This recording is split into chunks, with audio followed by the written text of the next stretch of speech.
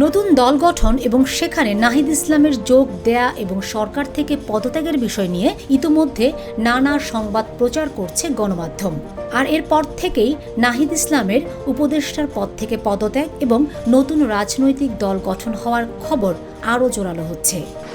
আমি এই বিষয়ে তো আমার অবস্থান অলরেডি ব্যক্ত করেছি মিডিয়ার বিভিন্ন জায়গায়।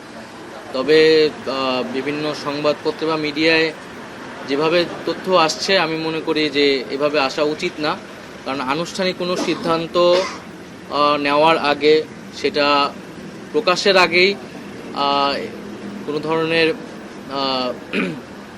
অনুমানের উপর ভিত্তি করে এই ধরনের তথ্যগুলো ছড়ানো উচিত হচ্ছে না।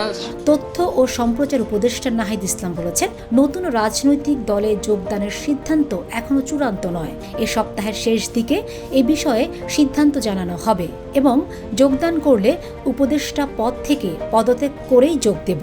17 ফেব্রুয়ারি রাজধানীর ওসমানী স্মৃতি মিলনায়তনে 3 দিনের জেলা প্রশাসক সম্মেলনের দ্বিতীয় দিনে তিনি এসব কথা বলেন।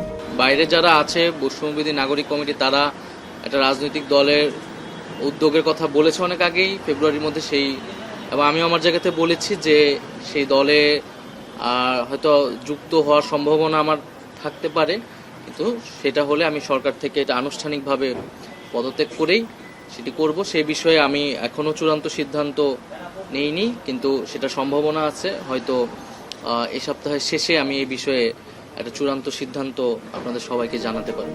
নাহিদ ইসলাম বিভিন্ন সময়ে ছড়ানো গুজব নিয়েও কথা বলেন। তিনি বলেন, চূড়ান্ত সিদ্ধান্তের আগেই কিছু মিডিয়া দলে যোগদানের বিষয়ে খবর ছাপিয়েছে।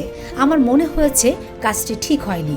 আনুষ্ঠানিক কোনো সিদ্ধান্ত আসার আগে অনুমান ভিত্তিক নিউজ করা ঠিক না বলে উল্লেখ করেন তিনি। এছাড়া গুজব এবং মিথ্যা তথ্য বা অপতথ্য যে প্রবাহ সোশ্যাল মিডিয়া, সেই বিষয়ে তারা উদ্বেগ জানিয়েছে বিভিন্ন জায়গায় যে এরকম।